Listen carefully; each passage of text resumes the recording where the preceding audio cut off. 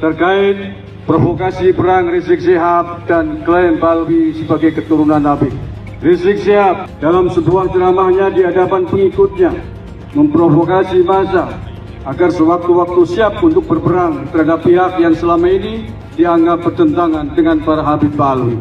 Rizik bahkan merendahkan dan sangat menghina warga pribumi Nusantara yang membentuk ormas yang bertentangan dengan Pahlawi disebut sebagai ormas monyet. Ia juga menuduh ada jenderal yang menjadi backing ormas tersebut sebagai jenderal monyet. Ungkapan tersebut telah dengan nyata-nyata menghina dan menyakiti bangsa Indonesia, padahal Rizik tidak lebih dari keturunan imigran Yaman di atas bumi pertiwi ini. Meminta kepada aparat kepolisian Indonesia atau Polri untuk menindak tegas dan menangkap Rizik Syihab sesuai hukum yang berlaku.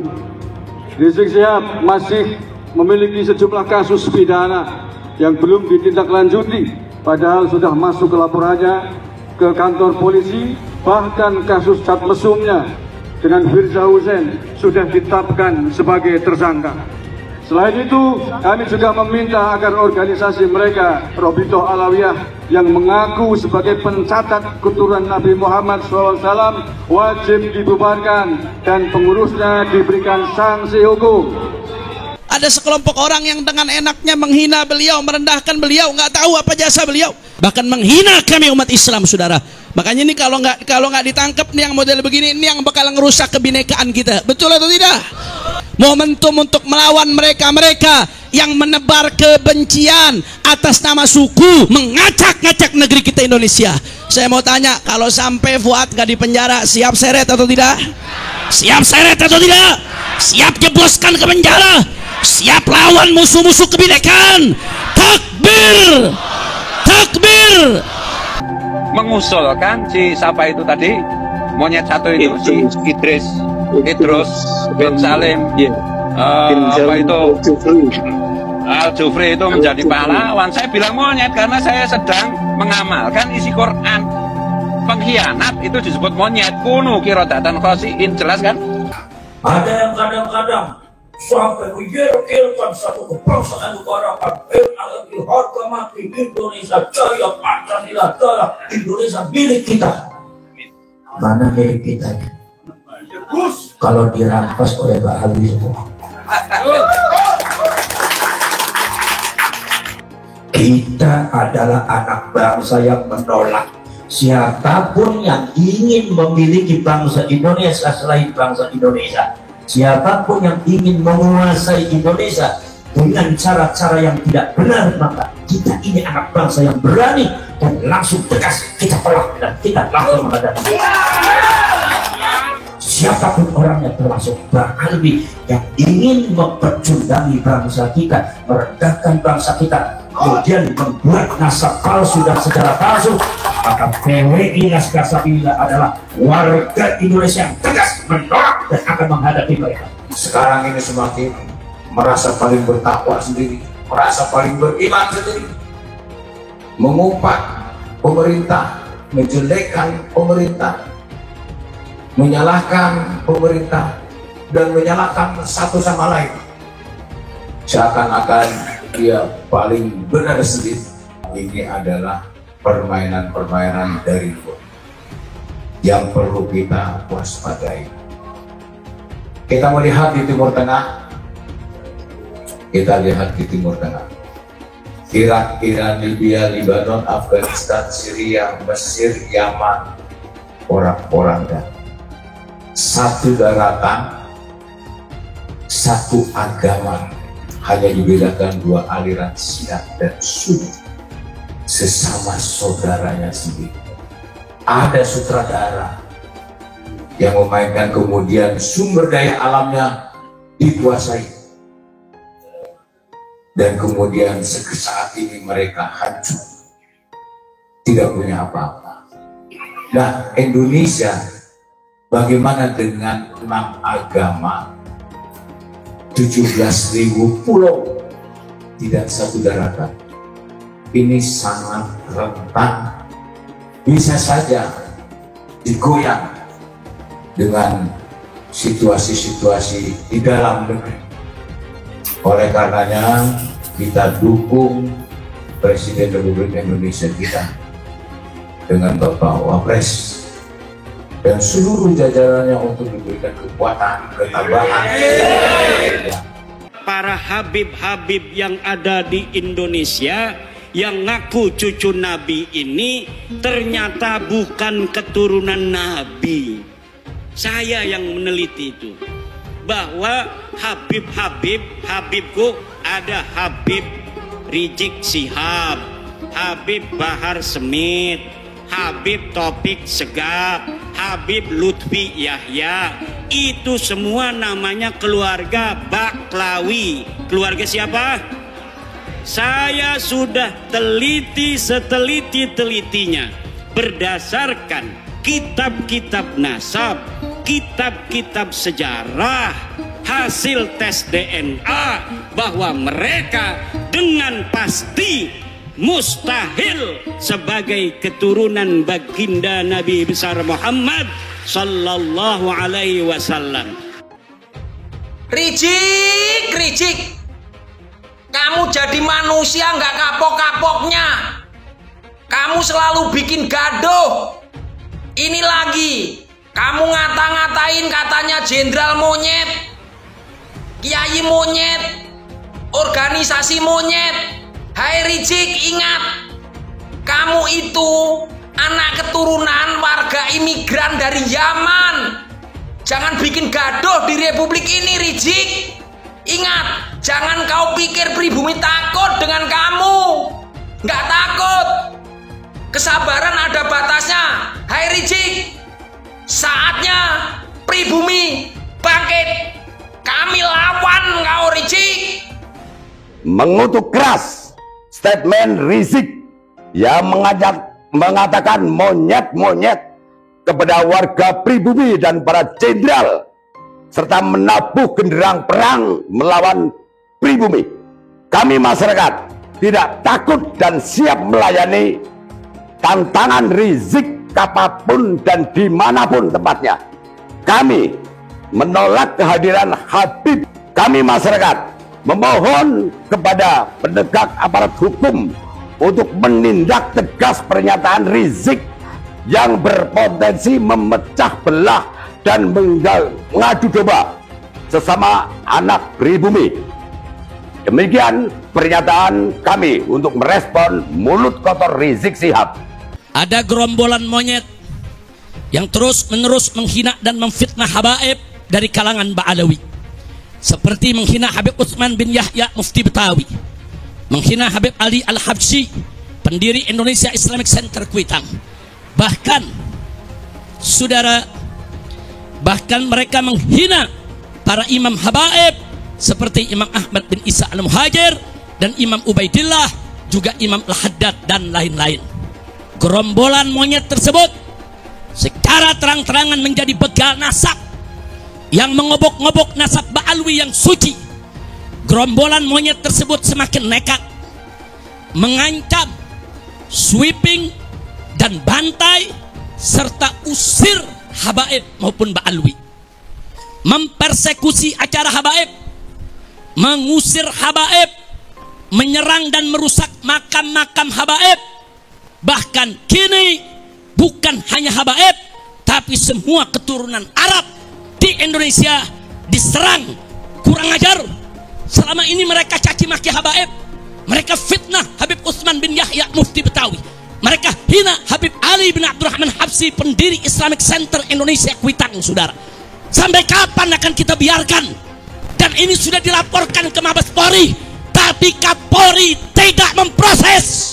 Saya mau sampaikan nih kepada monyet yang sudah mendirikan ormas monyet dengan laskar monyet yang didukung oleh sejumlah jenderal-jenderal monyet. Saudara, ada oknum-oknum jenderal-jenderal monyet yang mendukung ormas monyet ini. Saudara, saya mau sampaikan kepada mereka, sudahlah, capek kita. Kalian setiap hari menghina, memfitnah, capek. Kita perang aja deh. Kita perang aja. Saya siap untuk kobarkan perang melawan mereka dengan backingnya, sudah. Takbir. Umat Islam semua saya tanya, siap perang lawan gerombolan monyet? Takbir. Takbir. Takbir! Takbir! Soalnya contohnya Kang Deddy, Gubernur Jawa Barat ya. Kita lihat teman-teman, mereka tuduh Kang Deddy di mimbar-mimbar, mereka teriak, Deddy itu adalah pelaku kesyirikan. Si Deddy itu bikin patung di Purwokerto ya, Purwakarta. Mereka menuduh, saya tidak pernah melihat Pak Deddy membuat patung terus suruh masyarakat sembah itu patung. Saya nggak pernah lihat itu. Cuma yang jadi masalah, Ba'alam bikin kuburan nenek moyangnya untuk didatangkan Muhyiddin untuk saya. Tuduh Pak Deddy dia bikin syirik, mereka sendiri bikin syirik, gitu loh. Bukan hanya sampai di situ, orang Indonesia pun didatangkan dari Indonesia untuk sembah mereka punya leluhur yang ada di Tarim. Kamu menyuruh Pak Deddy bikin syirik? Pak Deddy hanya membuat saja di kota itu untuk sebagai simbol. Kalau mereka bikin untuk suruh sembah, gitu loh. Kalau Pak Deddy bikin itu patung terus disuruh masyarakat Purwakarta untuk sembah, itu baru salah, gitu loh. Itu yang nggak masuk akal dari saya. Makanya mudah-mudahan Pak Gubernur di Purwakarta, Jawa Barat, Pak Kang Deddy, tutup jalan mereka, jangan masuk di Jawa Barat, gitu loh. Dulu siapa sih lidahnya yang paling tajam menghina-hina Kiai-Kiai NU? Mereka, ya banyak. Rizik Syihab menghina Kiai Abdurrahman Wahid radhiyallahu anhu. Buta mata, buta hati. Setiap apa saja keputusan PBNU selalu dikomentari, selalu di framing negatif untuk menjauhkan Islam dari PBNU. Kiai Isamuddin ini salah satu korban yang dianggap mereka sudah murtad. Kiai Said Agil Siraj beberapa tempat mau ceramah ditolak oleh mereka. Gus Nurin lagi ceramah diturunin masa lalu itu oleh mereka. Bahkan ada kabin di bawah itu berpesan pada jamaahnya, jangan masukkan anak-anak, ibu-ibu dan bapak-bapak ke Ansor Bansen. Jangan, Islam Nusantara, Nusantara. Itu mereka dulu, sekarang mah nggak diundang aja. Kemarin datang ke PBNU itu. Kemarin LDNU bikin acara ngundang Rhoma Irama. Habib itu ada yang datang sengaja, nggak diundang juga. Untuk apa? Supaya nempel bernaung di gedung PBNU. Framing, kebetulan ada Muhyiddin di PBNU-nya. Maka satu Habib bodoh, ya kan, lebih mulia daripada jutaan ekor babi. Nah itu cocok. Tapi kalau ulama, kiai yang alim, yang allama, dengan Habib yang mabuk, dengan Habib yang zina, dengan Habib yang maksiat, tidak bisa dibandingkan. Sama dengan kau bandingkan itu air comberan dilokalisasi dengan sumur Zam-Zam. Itu tidak layak dibandingkan, tidak layak. Apalagi disetarakan. Karena ulama itu tidak bercerita tentang nasab, tidak bercerita tentang ras, tapi bercerita tentang ilmu, tentang adab, tentang keistiqomahan, tentang apakah dia melaksanakan apa yang dia tahu, apa yang dia pelajari, gitu. Tentang kejujuran. Kalaupun Habib misalnya bangsat, apa yang mau dipelajari dari mereka? Oh itu bukan untuk dipelajari, harus dimuliakan aja. Untuk apa kita memuliakan sesuatu yang tidak mulia? Satu, lagu Rhoma Irama sebujur bangkai lebih utama dari ceramah para habaib 70 habaib. Satu lagu sebujur bangkai Rhoma Irama lebih mulia dan lebih manfaat bagi umat Islam daripada ceramah 70 habaib. Pak Quraisy aja disebut sesat, setingkat Pak Mahfud MD saja disebut sesat. Kemudian setingkat dulu Cak Nur, pemikir besar Hasanah Islam Indonesia, itu juga disebut kafir kan, gitu loh. Saya Gus Dur sama kan, sesat. Ya kebetulan saya ini adalah para pengagum mereka gitu loh. Pengagum Cak Nur, pengagum Gus Dur, pengagum Cak Nun, Gus Mus gitu loh. Setinggi apapun engkau menuntut ilmu tidak akan pernah mencapai tetel Habib. Makanya bagaimanapun alimnya seseorang tidak akan pernah mampu mengalahkan kemuliaan seorang Habib meskipun dia tidak mempunyai ilmu pengetahuan agama. Para kiai kampung, jangan lagi terjadi ada orang yang berani bicara bahwa satu kaki seorang Habib lebih mulia daripada kepalanya seorang ulama yang alim. Jangan sampai ada lagi yang berani bicara seorang Habib yang ahli maksiat, ahli yang tukang doraka, tukang dosa dikatakan lebih mulia daripada 70 ulama yang alim. Dan ini ada jelas penistaan, penghinaan yang tidak bisa kami biarkan terhadap leluhur, orang tua kami, guru-guru kami, para kiai kami, khususnya yang ada di golongan Ahlus Sunnah wal Jamaah Nahdlatul Ulama. Ada beberapa dari habaib yang sampai mengatakan bahwa kalau kiai itu misalkan melakukan maksiat, kiainya luntur. Tapi kalau kami Habib mau melakukan apapun, darah secara genetiknya sudah nyambung bersama kami. Jadi kami tidak bisa jadi mantan Habib. Kiai Iman bikin tesis pun sebenarnya adalah reaksi atas kecongkakan dari orang-orang habaib itu. Siapapun yang ngaku keturunan Nabi wajib diverifikasi, Dan siapapun yang mengaku keturunan Nabi dan terbukti bukan keturunan Nabi, wajib kita batalkan. Terus adakah pidananya terhadap pengakuan Ba'alwi tersebut? Bahwasanya siapapun yang mengaku sebagai anak keturunan Nabi dan tidak terbukti termasuk dalam penodaan agama. Setelah ada munas alim ulama dan sudah ada keputusan bersama, maka dengan bekal hasil keputusan itu kita bisa melakukan pemidanaan. Siapapun ke depan yang mengaku cucu Nabi bisa dipidanakan dengan pasal penodaan agama. Hai, Bahar Semit. Saya Mbak Gimbal, sang putra alam.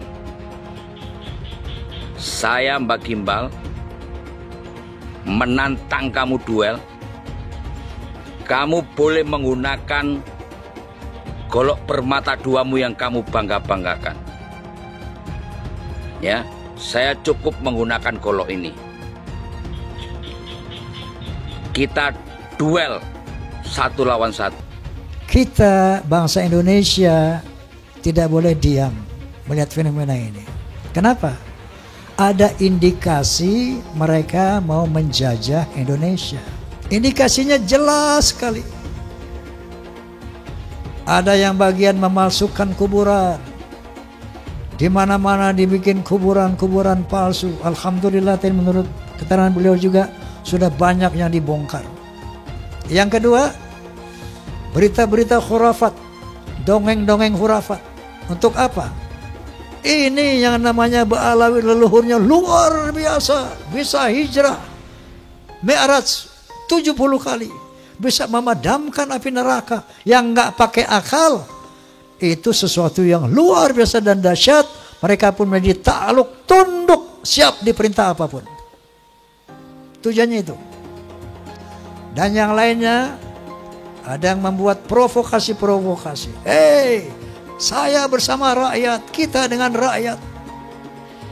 Jangan coba-coba ganggu rakyat. Seakan-akan berpihak kepada rakyat. Dia mengadu domba kita pribumi. Sementara mereka akan memetik hasilnya. Saya sebagai putra Indonesia, was-was, ngeri, dan waspada. Ini ternyata doktrin-doktrin ini tidak sembarangan. Klaim-klaim mereka sebagai keturunan Nabi ternyata ada tujuan-tujuan untuk menguasai Indonesia. Perlu ana luruskan. Dan Robito juga harus tahu. Robito berpegang teguh kepada Thariqah Ba'alawi.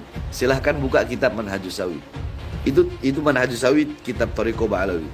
Di situ kan Syabil Hasan As-Sindi ketika beliau ditanya, Arifun jahilun afdal min sab'ina alim. Atau satu syarif yang bodoh itu lebih utama daripada 70 orang yang alim. Itu yang berkata Syabil Hasan As-Sindi. Tuh. Jadi harus tahu, jangan ente pikir itu omongan anak, bukan. Syabil Hasan As-Sindi, silakan buka kitab. Lama menolak Habib, nanti lama-lama menolak Islam. UAS ketika percaya bahwa Habib itu cucu Nabi, minimal dia punya dalilnya. Dalilnya mana UAS? Bahwa Habib itu cucu Nabi. Saya menantang UAS untuk memberikan dalil. Hei Imaduddin Usman, ini dalil Habib cucu Nabi. Ini sahih. Selama ini tidak ada. UAS jadi mukibin silahkan saja. Tapi jangan bodohi jamaahnya. Kenapa Ustaz Abdul Somad tidak mengikuti Al-Quran? Al-Quran melarang kita untuk mengikuti sesuatu tanpa dalil. Tapi Ustaz Abdul Somad kemudian jamaahnya diminta oleh dia agar mengikuti bahwa Habib itu adalah cucu Nabi tanpa ada dalil. Yang jelas adalah apa yang dikatakan oleh UAS bahwa tidak percaya kepada nasab habaib itu sama dengan tidak percaya pada Islam, itu tidak ilmiah, tidak berdasarkan ilmu pengetahuan, dan membawa jamaahnya kepada taklid buta yang dilarang oleh agama Islam. Pak Habib Bahar yang sangat kontroversial itu kakinya diciumin oleh santri-santri yang ngantri jalan bebek. Sakit hati ketika melihat ada orang keturunan Yaman kemudian disujudi, diciumi kakinya oleh orang-orang pribumi pesek. Bayangkan kemudian ada ulama-ulama Nusantara yang harus cium tangan, cium kaki terhadap Habib-Habib yang berjejer duduk di sofa dengan begitu megahnya. Mereka marah, mereka sakit hati. Karena apa? Karena ada orang sujud di depan orang lain atas nama keturunan Nabi. Ada Habib yang mengatakan, bangsa ini bisa menjadi bangsa yang kuat, yang teguh, tidak kena bencana dan sebagainya karena mencintai para habaib. Para habaib, kan beliau Habib, Pak Novel Al-Idrus. Kemudian dikatakan, siapa yang berani mengkritik, mengkoreksi Habib, maka dia seperti iblis. Orang yang mengklaim sebagai keturunan Nabi tiba-tiba mengatakan kalau ada orang yang mengkoreksi habaib, maka mereka itu adalah iblis atau serupa dengan iblis. Pak Novel Al-Idrus. Sorbannya kiai-kiai itu derajatnya ada di bawah kaki dari Habib. Bahkan ketika Habib itu penzina, tukang narkoba, tukang mabok.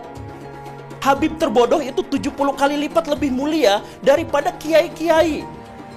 Satu orang Habib yang bodoh lebih mulia daripada 70 kiai orang Jawa. Tuhan ngomong gak bener itu.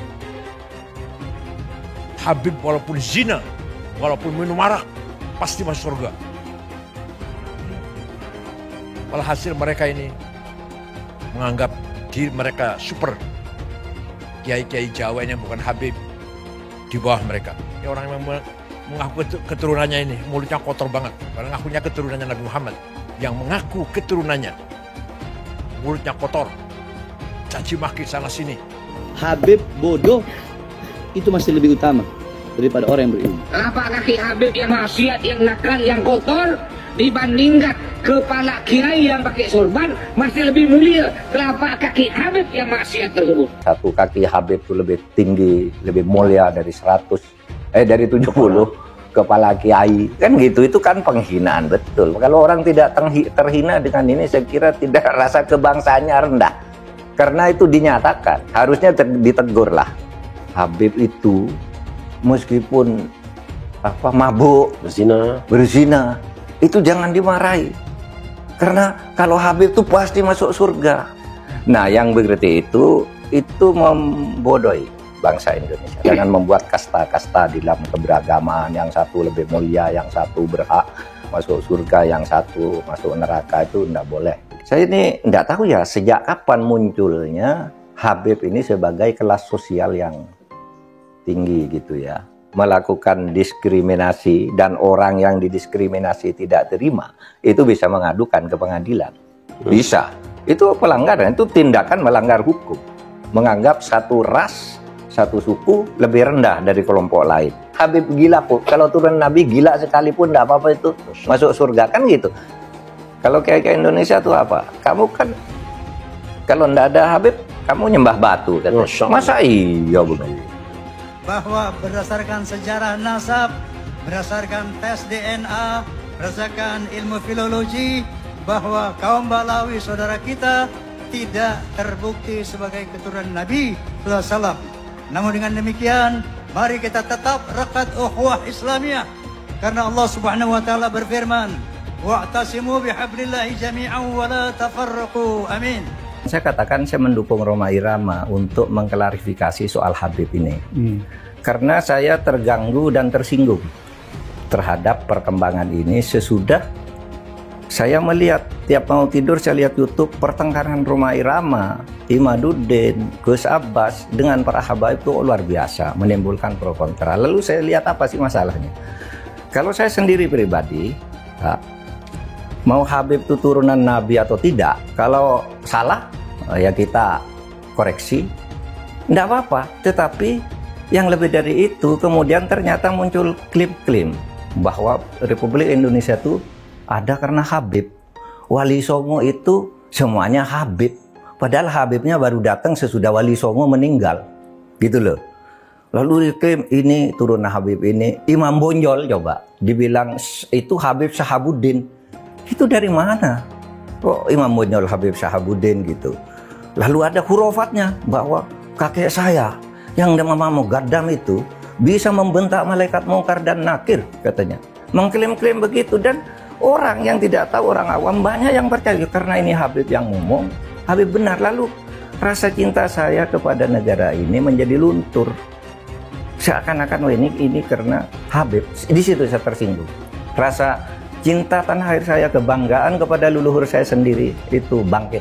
Apalagi kemudian ada pemalsuan kuburan-kuburan tuh ya, nama kuburan biasa dibangun menjadi ini Habib ini, padahal tidak jelas siapanya. Kalau Habib itu lebih tinggi dari kiai, dan itu semua ada, Mas. Ngomong itu bukan hanya ngomong begitu, itu bukan hanya katanya-katanya, karena ketika Rhoma Irama berbicara itu, lalu ada seorang Habib muda dengan Rhoma Irama, kamu bohong, tunjukkan Habibnya siapa yang katakan gitu.